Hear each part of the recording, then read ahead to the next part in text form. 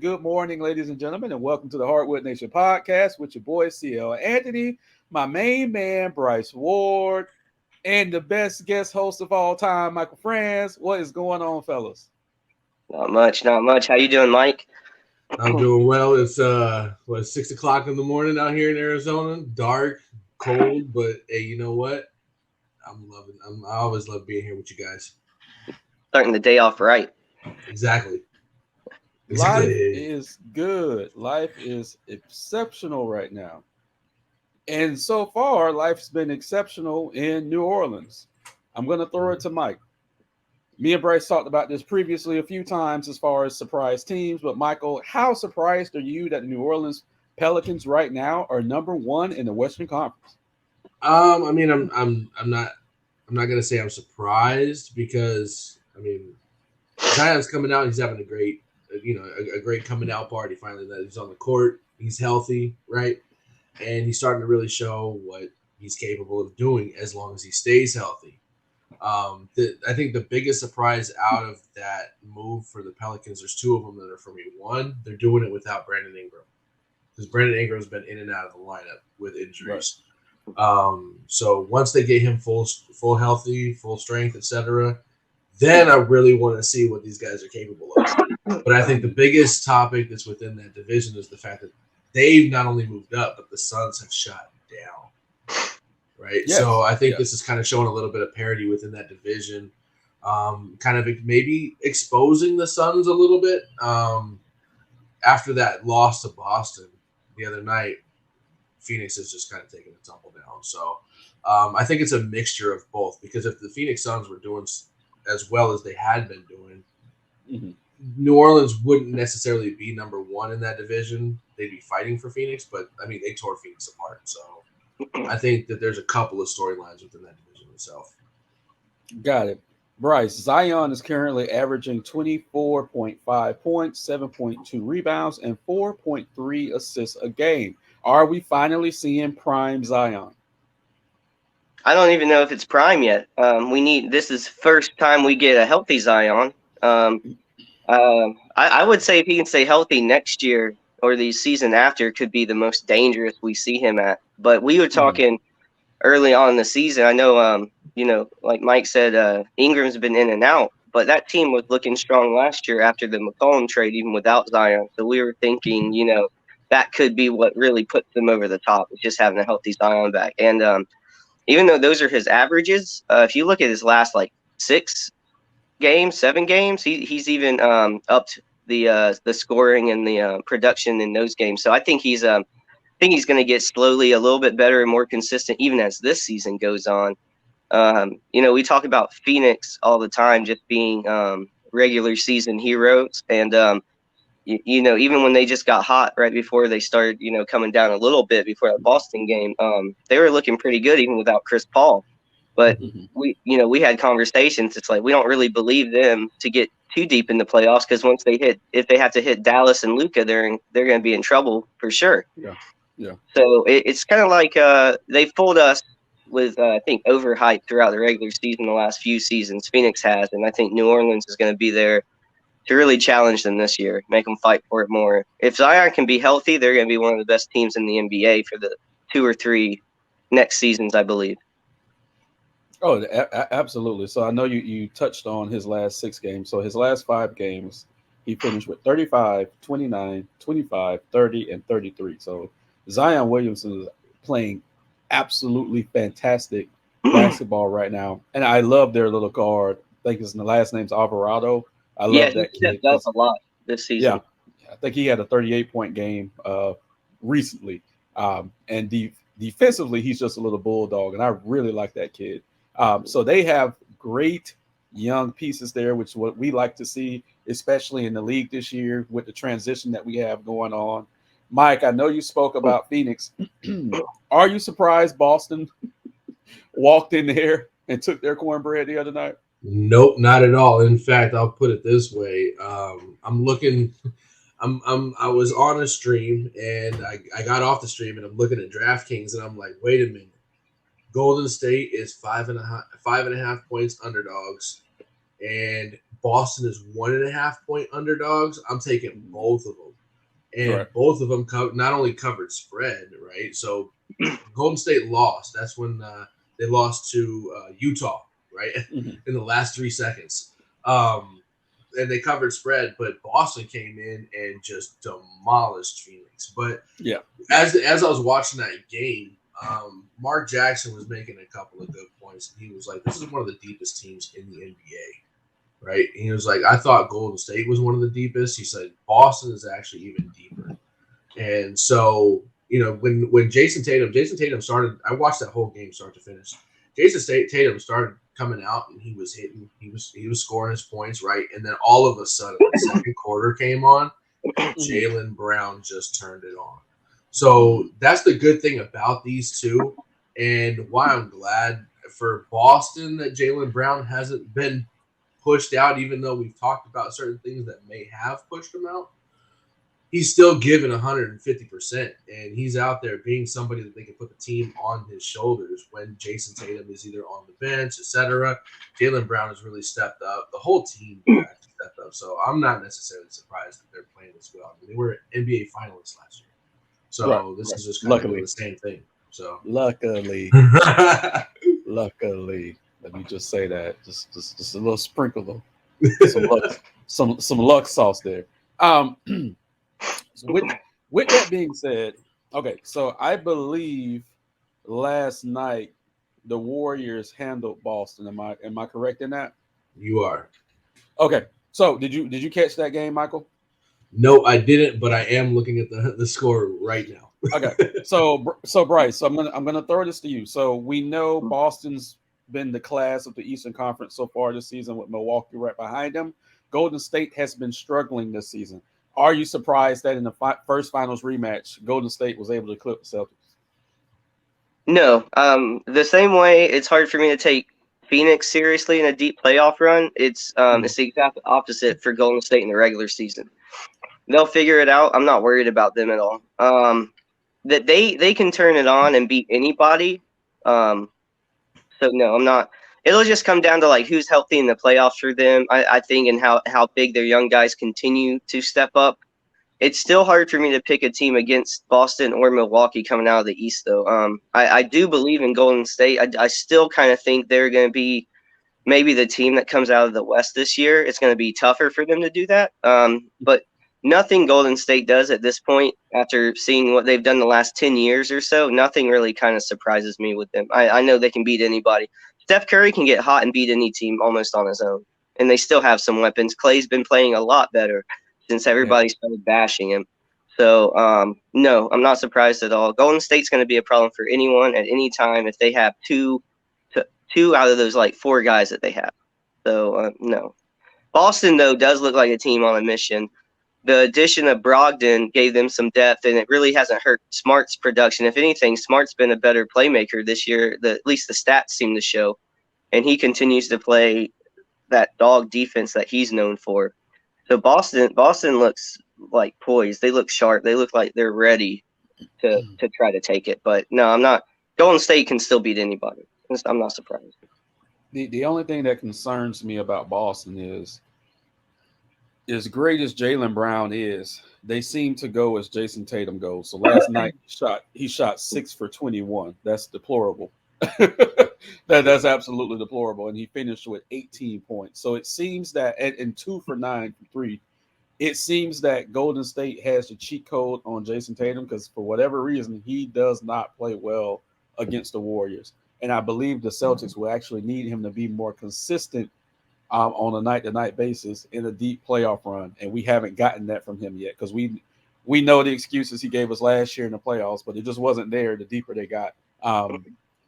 So going 6 for 21, it's not going to cut it. Absolutely not going to cut it. If you're going to be next in line, you definitely have to do better than that. And in contrast, Jaylen Brown shot 56% from the field and finished with 31 points. So just throwing it out there. Well, yeah, you need him. You need him both. I see, like, what did Tatum end up with points, and like how many times did he get to what did he do? Because there's good scorers that if they can't seem to get their shot to drop, they'll get to the line. They'll do something else. He was just shooting threes because he only made 4. Oh, go ahead, Mike. I was say James Harden is good at that. Once he doesn't Yeah. want it from the field, Yeah. he'll drive to the rim and get put on the line. Once Jason Tatum learns that part of the game, then it's a different story. But I think he's the catalyst that starts it. Like when you're talking about a lawnmower, he's this. He's when you're revving it up, and then Jaylen Brown can get it while you're going. You know what I mean? So if Jason Tatum can't start the game, then they're a little bit in trouble. But I'm gonna make either way, I think they're going to be fine. I'm gonna make an old school analogy that people used to say about Golden State back in the day. Jason Tatum plays pretty basketball. He's one of those pretty boy guards out there. I mean, look, you're shooting 6 for 21, 2 for 9 from 3. You only had 7 free throw attempts, and you ended with 18 points. Get your ass down there in the post a little bit.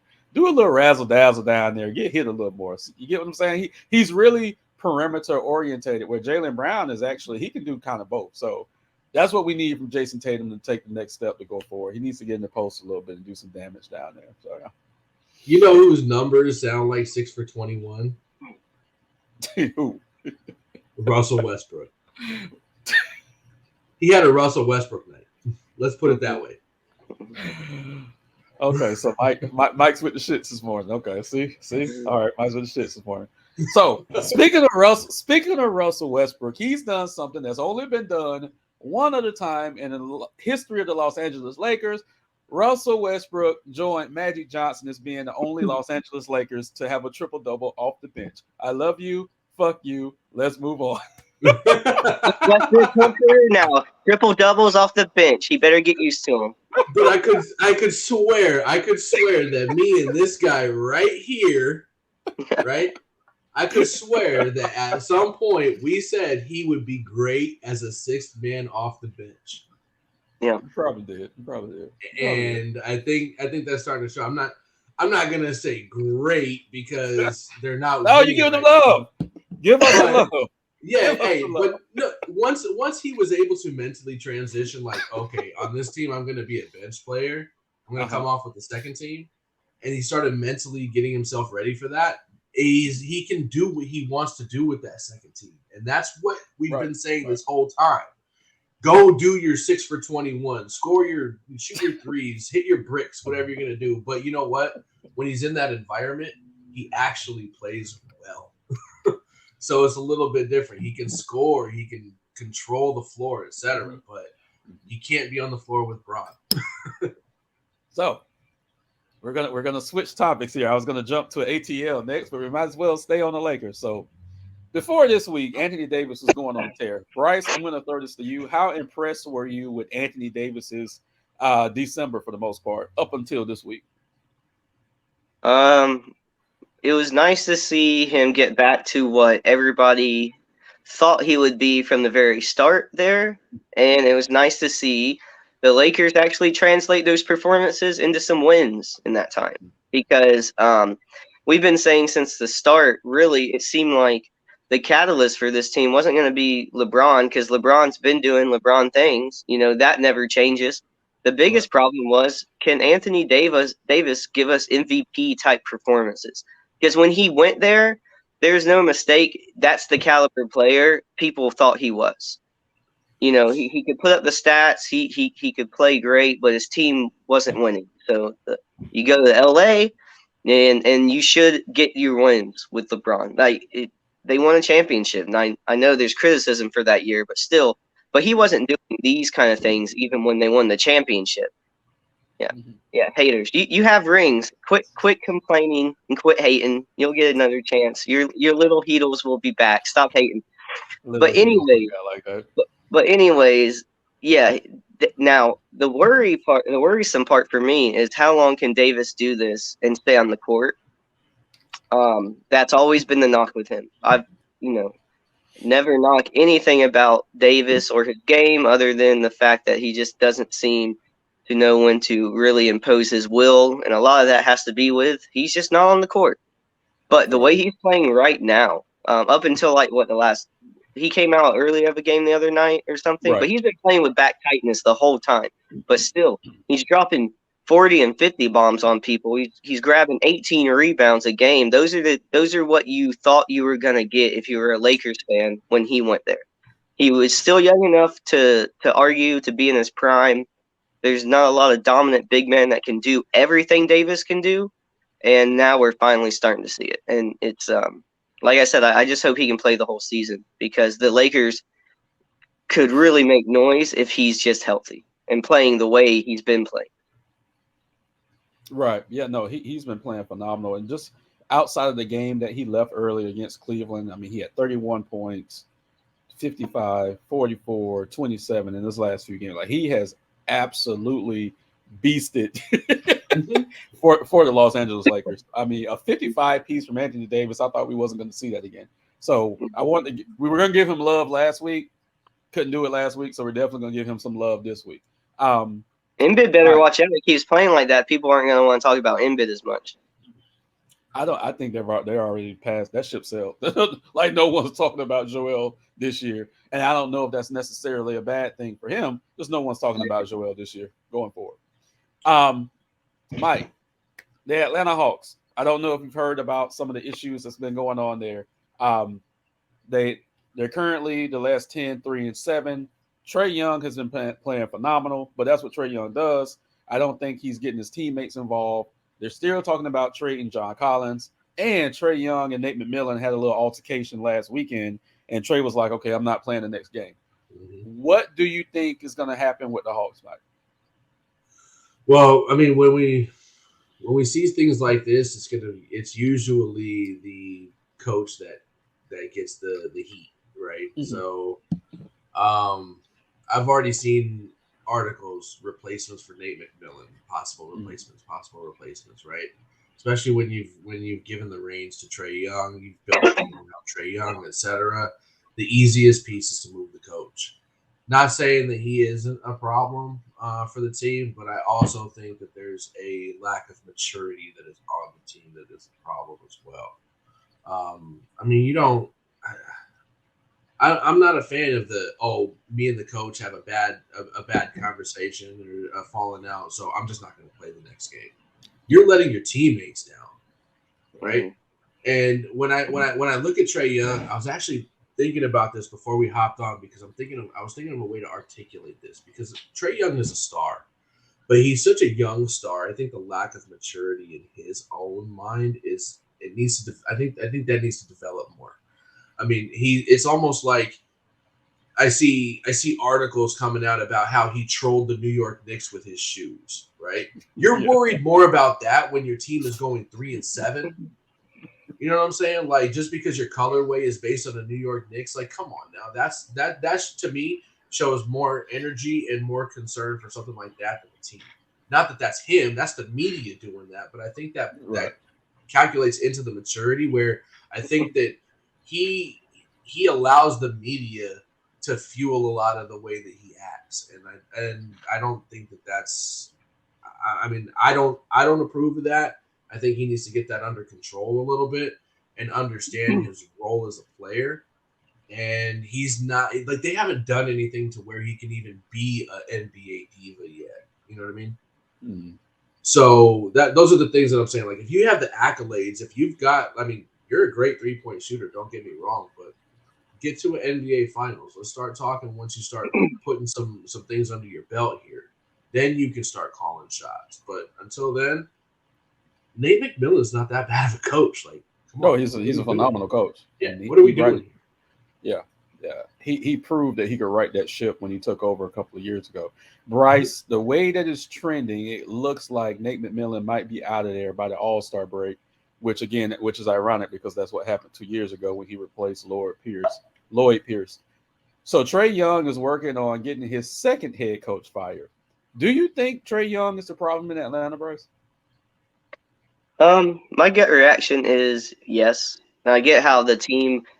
It's hard to want to move on quickly from a quote unquote all-star. You know, a guy who can score the way Trae can. But so far, that hasn't really led to real team success.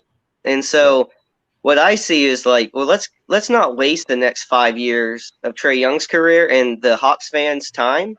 Think about what you could get if you just kept Murray and you kept what's the other? Collins. Collins. Think about what you could get back for Trae Young and how good that team could be right now. Ooh, Bryce breaking the heat. So instead of getting another coach fired without having really won anything, just being a crybaby kind of, how about the Hawks moving the other direction and trade Trae Young? Because you're already a competitive team now. You bring in some veterans and some guys who can fill out the rest of that roster as a more proper team. Then DeJounte Murray and Collins can be your stars, I think, on that team. So Ooh, Atlanta like could it. get better if they just trade Trae Young. You stirred that Trae pot. Young's going to create that reputation. I think he's a few years ahead of Carmelo in the way like the team's already looking at him. I'm not saying Carmelo was doing the type of things he's doing, but in terms of like how that team sees him, it might be something similar to where they're not going to be able to stay together too long. Because let's save everybody some time. Looking at the last 5 games for the Hawks, they only have one win. Bryce, this isn't a shot. Their only win came against Orlando. They lost to Philly, they lost to OKC, they lost to New York, and then they lost to Brooklyn. They technically could have won all 5 of those games.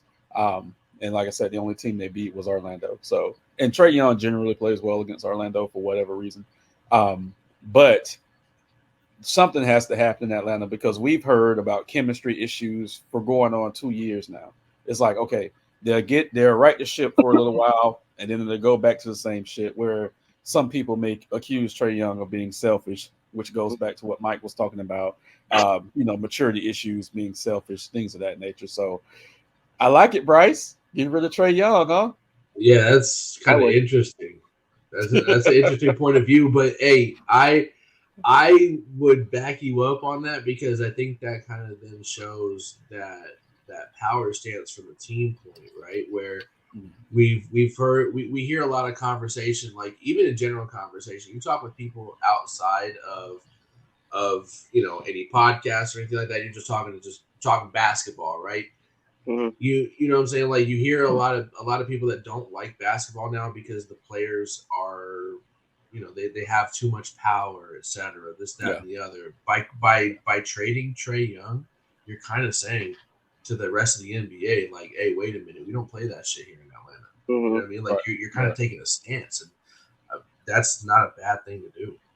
Right. Especially for the Brooklyn debacle, which they are playing well now. But side note, like who would you think would trade for Trae Young like this time of season if they were to just be like, yeah, fuck it, let's get rid of him?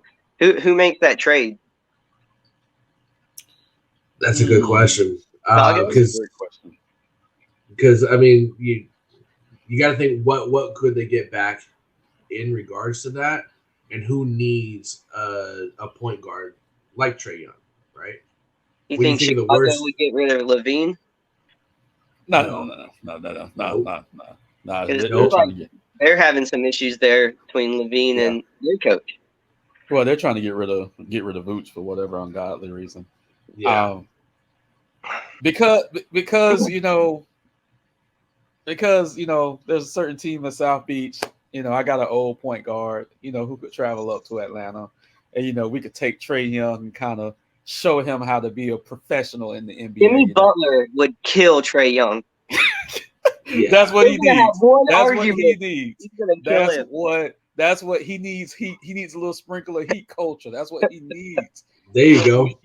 We can give him Kyle Lowry. We can give him somebody else. We can take Trae Young, sprinkle a little bit of that heat culture on him, and we're good. We are good just because we're desperate right now. But this is not a Miami Heat episode. No. We lost to the Spurs last night. Jesus Christ. Jesus Christ. And currently sitting in 10th in the East. That's fine. We're in the play-in. I'll take it. Y'all were starting to put some moves together up until that Spurs loss. You were playing better. Bam's been playing great. I know that. Bam's been playing great. Oladipo's come back now.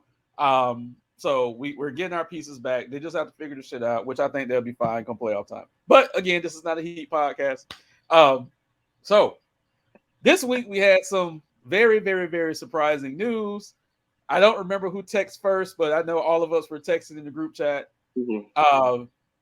Brittney Griner is back home. So I'm going to throw it to Bryce first. How shocked were you when I sent you that message? Well, it's like I know we had talked about everything you could talk about with the situation back Right. when it was first, we were first getting the details of it all. Um, I still can't like exactly remember what I said in terms of this on that podcast, but I am surprised now at this point, everything that's happened in between now and then, that they did make the trade to get her back based on what we had to give up. That being said, I'm glad we got her home. I wish we could have gotten some more prisoners home as well, with what we Yeah, we're gave getting up. into that. Yeah, we're gonna get into that. But Yeah. but I'm surprised right now. Like when I saw the news, I'm surprised they went through with it. Yes. Yeah. Yeah. Your first response to me was "Holy shit." Yeah. That's what your first response Yeah. to me was. Michael, how shocked are you that the Biden administration pulled this off with pretty much behind closed doors? Like we didn't even know they were still negotiating this. We didn't know any of this was going on. So how's this is going to be a deep question now? How surprised are you that the Biden administration pulled this off? And then we'll go into the other stuff. I'm not surprised at all, Okay. especially with the timing. But when we did do that episode, um, I had said that they would have to give up Victor Bout for her, right? And do I respect it? Absolutely not. Yeah. So it's kind of weird. I'm glad that she's home, right? But personally, I would have left her over there, especially for this guy. This guy is dangerous. He's a very dangerous individual, and to do a straight up trade like that, I mean, to me, it's one of the worst trades in WNBA history. But what can I say? I'm just an individual that kind of sees I look from a bigger picture, and I can see more of a political side, which we can get into here in a second. But I'm not surprised. Got it. I didn't like the photo op. There was a tweet sent out from President Biden's Twitter handle, and it was this photo op, and it just looked so fake and just looked so pristine. I'm just like, some moments don't have to be captured in that light, if that makes sense.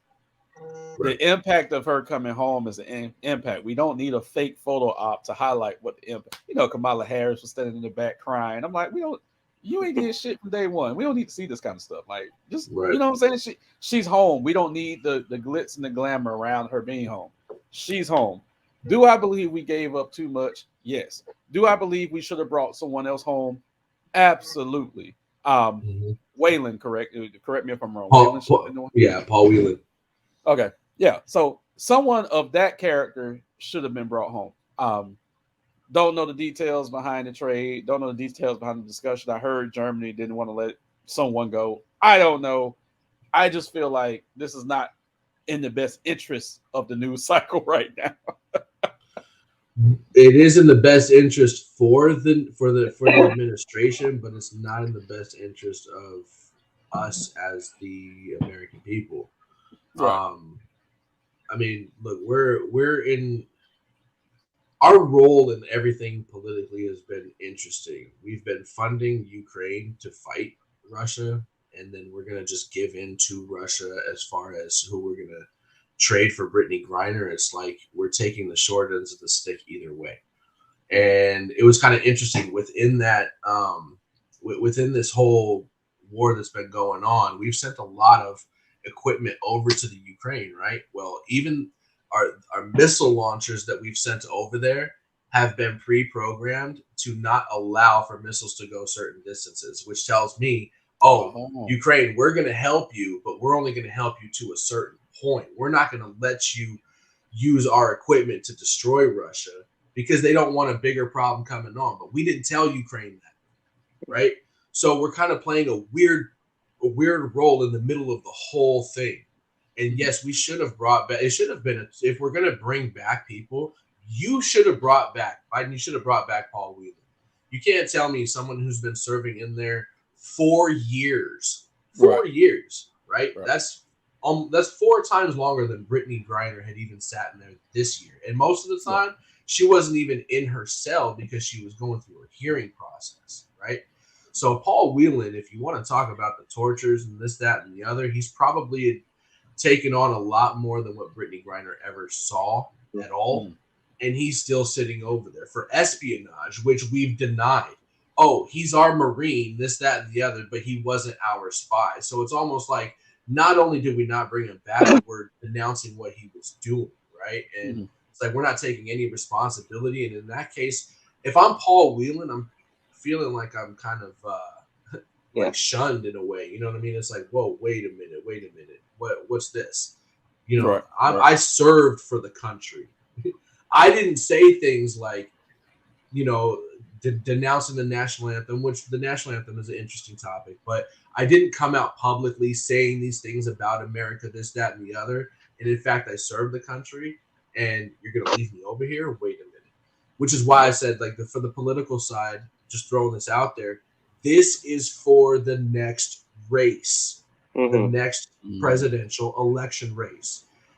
Biden was able to, I'll use the word attack because he's going to gain the support in a different way. He gained it from 2 groups, an African-American group and the LGBTQ plus group, right? So now by bringing her back, he is in a way securing votes from 2 groups rather than just one. And that's what it looks like to me. I never thought about it that way, but that's why you're on here, Michael, because that's a very great point. So I thought exactly what's going on, but I think unfortunately the main elections are going to be at that point. I don't even think people are going to remember this as much. And to Michael's point, I believe wholeheartedly that's why they did it. And on top of it, though, they already have that vote. They did it for optics. They just did it, you know, to appease their own fan base already. So yeah, it's. The optics of it was absolutely disgusting. But she's home.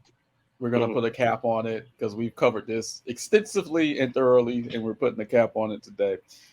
So we got some time to kill. What are your biggest surprises of the NBA season so far? Mike, I'll throw it to you. I think the biggest thing for me is, and I'm enjoying this, is the league parity. The league itself has been kind of spread now. Like, I mean, look, we talked about it before. Golden State not playing well this season, right? Are they playing well, or are they just losing those games because those opponents are playing them well, right? Utah is playing extremely well with Lauri Markkanen in that lineup, right? So there are teams that have been at the bottom that are now starting to come up. And to me, like that, it makes it hard for the betting world, right? But it makes it enjoyable when you're sitting here watching the game. Like, I'm not watching these 4 future Hall of Famers on Golden State running everybody by 50 and 60 points a game, right? That wasn't necessarily fun. It was just something that we hadn't seen in a long time or ever. So it was kind of exciting in that realm. But when you can sit here and say that there's competition between any team, any night, I mean, look, Philadelphia was picked to come out of the East, right? And they're sitting in the 5th spot. Brooklyn, who has their amazing team, right? They're sitting in the 4th spot in the East. Phoenix Suns, like we talked about, they were consistent, and then they've fallen off. Like, we're seeing teams that are starting to overlap. Golden State being in the 8th spot is actually very interesting to me because of the fact that they've been good for so long, and that just shows to me, again, that competition point, and it's starting to come to fruition. So I think that, for me, is the most exciting thing overall.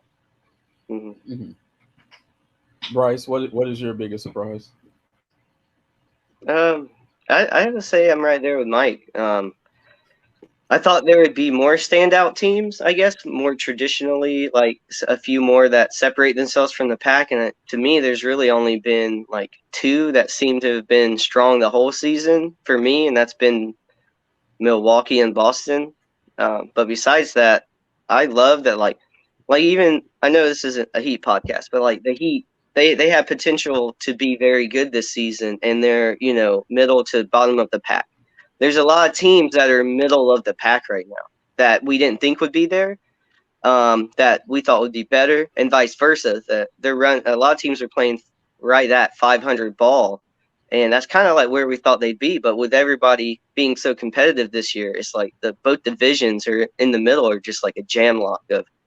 There's a lot of good teams, and so the unexpected way the playoffs could land by the end of the season, that's what's exciting to see what could happen. All of that, and for me personally, just seeing the progression of Paolo Banchero and Franz Wagner. I mean, I know I'm a homer for the Magic, but I don't always bring them up. But in terms of what I've been watching, those two guys that have been a surprise. I'm not. Franz hasn't been a huge surprise, but Paolo to just come into the league and to be this consistent so far, that's been one of my biggest surprises. Got it. So we could have said Sacramento at 5th. Sacramento in 5th spot. Like, oh my gosh. So here's a good thing. You know, we're not just pretty faces around here. Me and Bryce did speak of Sacramento and the Pelicans in the off season as teams that would make a little noise this year. So we're gonna put our chest up a little bit, you know, brag a little bit because we did call that. Yeah. So here's the scary part though. They have to maintain it. They're doing good now, but they have to finish the season at these positions, right? But I have been waiting patiently on the Miami Heat to go on just to give me a 6-game win streak, 7-game win streak, so we can kind of right the ship a little bit. I've been waiting on that. I am thoroughly surprised by the Indiana Pacers, who are currently 6th in the Eastern Conference. Despite having those young studs on that team, I absolutely expected nothing out of the Pacers. And for the first, I'm not going to say the first half, but we're at the first quarter of the season, they've been playing absolutely amazing basketball. As far as Golden State, I watched a lot of their games early. I still don't know how to read Golden State. I think they'll be okay come playoff time, but I don't know if they can get over the Jordan Poole, Draymond Green situation. I can't. I can't wrap my mind around that. I just can't. Mike, help me out here. You think they're over it or what? What do you think? I mean, the games that I've seen that they've lost, like in the past recent couple weeks, it's been Curry, it's been Draymond out, right? You can't expect to win without your big dogs every night. And the only ones that they ran with the other night were Poole and Thompson. And when the night that I'm talking about, when they played Utah, Poole and Thompson were the only 2 stars that were out there. Everybody else, they were missing 4 or 5 people that night. So have they got over the Draymond Poole thing? For me, I don't see it as being a distraction. I still see Draymond on his way out at the end of the year, but I think they're going to make the best of it this year. They're just going to cover up whatever negative feelings that they've had and play it off, but which kind of makes it hard to read, but I don't necessarily see it as a distraction right now. Got it. So we're going to end it with this. We're going to have this topic last week. So LeBron James spoke out against the media last week because of the Jerry Jones situation. You know, LeBron James historically was a Dallas Cowboys fan. Jerry Jones was caught in a photo at a rally where they were trying to stop segregation from happening, I guess, in the 60s, I believe, when the picture was taken. And LeBron said people were asking me, you know, were lined up asking me about the Kyrie situation, but no one's asking me about this. Bryce, did you hear about this? Yeah. Mm-hmm. I think it's a valid point for him to have brought up. Okay. Right. The question is, are you shocked that LeBron even mentioned that, you know, brought it to the forefront? No, not at all. Whether or not you agree with LeBron James' choices or not, there, for one reason or another, he does speak on these things, it seems like. And so I don't know. I hadn't seen any news about the picture pop up without the attachment of LeBron James speaking on it. So I don't know why all of a sudden, if it just leaked and then he brought it up, or he already had the idea to bring it. Like, I don't know how that happened, right? But yeah, with the connection of him being a fan, you know, there's been photos of them together, right? It's just like, yeah, it makes sense. I mean, for him to bring this one up. I believe it was either Variety or Rolling Stone story about it, and Hey that's guys, when I gotta LeBron. go though. My daughter is sick, so it's been fun, Okay, but I gotta go. Thanks, Mike, for coming okay, no on. problem. Thanks, Bryce. I'll talk to y'all later. Thank you, Bryce. All right. Yes, sir. Yep. Mike, how shocked are you that LeBron brought that unsolicited brought it to the forefront the way that he did? Well, this is kind of a loaded topic because I see it also as sports politics that are involved in this. Mhm. So to see Braun bring it out, I'm glad he did. How how you talked about, you guys wanted to ask me about Kyrie. The media fuels a lot of shit, period, right? Majority of everything. So they fuel this Kyrie thing with Braun by bringing up the Kyrie situation. They don't want to touch Jerry Jones for a certain reason, and I think it's the same reason that nobody wants to touch the Brett Favre situation. Okay, Right. so if you look at the commonalities, you see exactly what I'm talking about. It's right there in front of your face. Jerry Jones is a powerful individual when it comes to sports, and when you look at the sport that he's in, look at the ownerships, the table itself, and tell me what your commonality is, right? This is why I say it's political. He's got a lot of money floating around, and when you got money, you can pretty much do whatever the hell you want. But this is a type of situation that's like, hey, if you understood what happened then, right? People, I believe people can change their character in what they show, but they're always going to be who they're going to be, right? And this kind of, I'm going to throw this out there. This is kind of like if you look at what happened in the 70s when Biden was in office then, right? The things that he said, the things that he did, we wouldn't be in this position now, right? If you took those things into consideration. And am I surprised at what Jerry Jones did? No, not at all. I'm not surprised. Right. You know what I'm saying? But that's what I'm saying. Those commonalities, those traits that go into those type of individuals. And, if this were an absolute political show, I would call out every single type as far as what we're talking about here. But I'm going to leave it to the viewers to kind of say, oh, this is what he was talking about. But, I'm glad he did, because I believe that there's one certain reason why it wasn't brought out in the news. I want to give him his flowers because I'm not going to say I was shocked that he brought it up, but because it was unsolicited and he brought it up, it was on his mind. And that's what I appreciate about him. So God knows I kill him on this, but I also got to give him his flowers too when he does something that falls in line with my beliefs, because I definitely would have brought it up. I would be, if I was in the NBA, I would be the most hated NBA player from the majority standpoint, because I would just be putting all this stuff. Yeah, they would stop. They would stop putting the microphone in my face. Let's just say that. Yeah, the team would give you media training. They would give you media training. Hey, you're going to a 2-week training class right here. Trust me, same thing with me.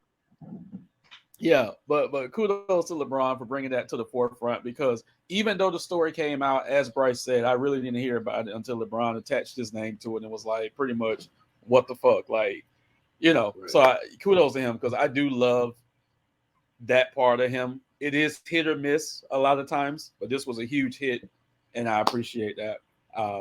Do you feel, though, that it makes up for his original response about Kyrie? No.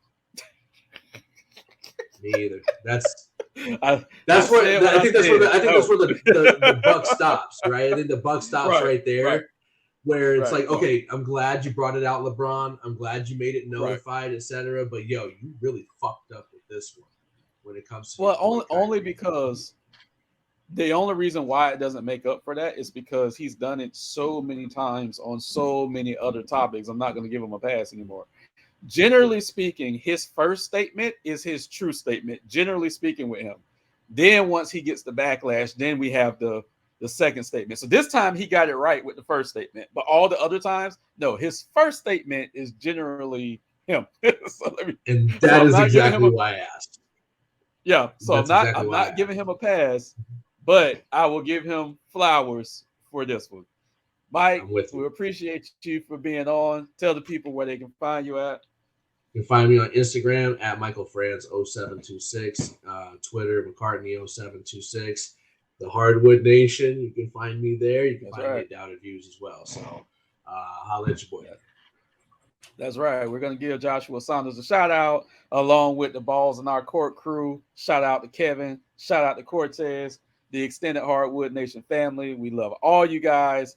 Please like, share, subscribe to our content on YouTube, Twitter, Facebook. Anything that you can get when you pull up Hardwood, more than likely is going to be us. we are as long out. as long as it's not a separated word. Right. One word. Right.